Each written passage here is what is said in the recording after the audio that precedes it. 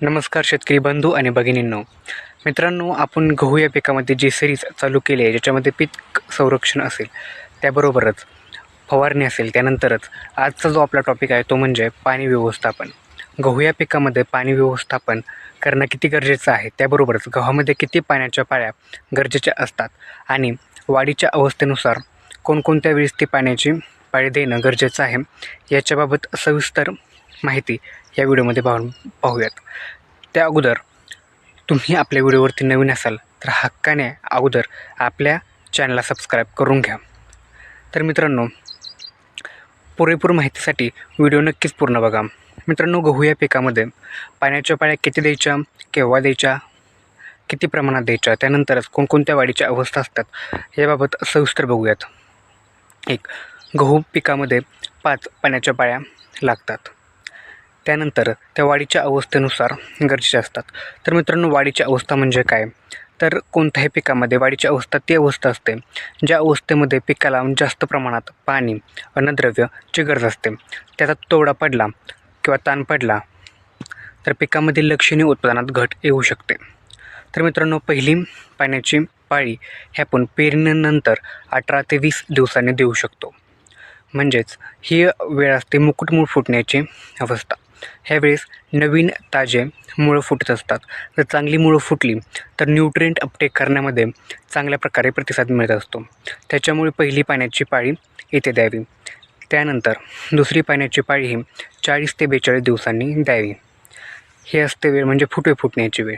ह्या वेळेसच काही विद्राव्य असतील किंवा पिजर असतील, त्यामध्ये टॉपअप असेल, जास्तीत जास्त फुटवे यावेत. यासाठी मित्रांनो, जास्तीत जास्त फुटवे असतील तर जास्तीत जास्त ओंब्या येतील आणि परिणामी उत्पन्न हे सुद्धा जास्तच येईल.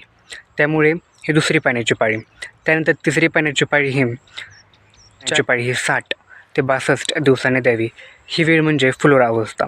फ्लोरा अवस्थेमध्ये पाणी देणं गरजेचं का ठरतं? तर या अवस्थेमध्ये जास्तीत जास्त पाण्याचा कस किंवा पिकाचा कस हा फुलधारणेसाठी होत असतो. परंतु यावेळेस काही अन्नद्रव्यांची कमतरता सुद्धा भासू शकते. त्याच्यामुळे काही विद्राव्य खतामध्ये आपण 0,50-34 त्याबरोबरच चिलेटेड फॉर्मॅटला बोरॉन आपण देऊ शकतो. याने काय होईल मित्रांनो, तर फुलधारणेमध्ये जास्तीत जास्त फायदा होईल. त्याबरोबरच पॉलिनेशन नित्यंभूतरित्या पार पडेल आणि फुलधारणा चांगल्या प्रकारे झाली तर त्याचा आउटकम हे जास्तीत जास्त दाणे भरण्यात होईल.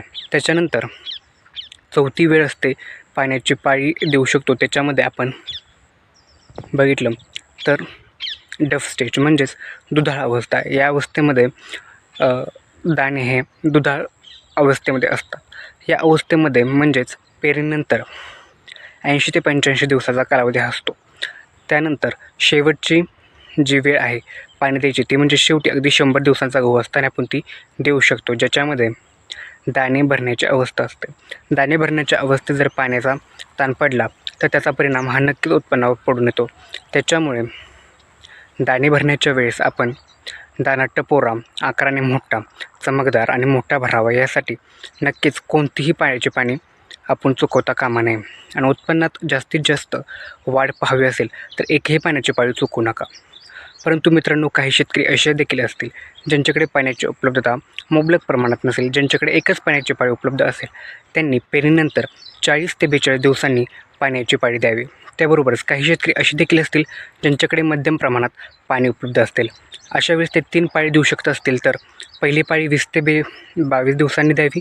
त्यानंतर दुसरी पाळी ही 40 ते 45 आणि तिसरी 60 ते 65 दिवसांच्या कालावधीने द्यावी. हे झालं पाण्याचं व्यवस्थापन. परंतु मित्रांनो, तुम्हाला माहिती आहे का, एकही पाणी जर आपण ह्यातलं चुकवलं तरी आपल्या उत्पादनात जवळपास 40 ते 45% घट येऊ शकते.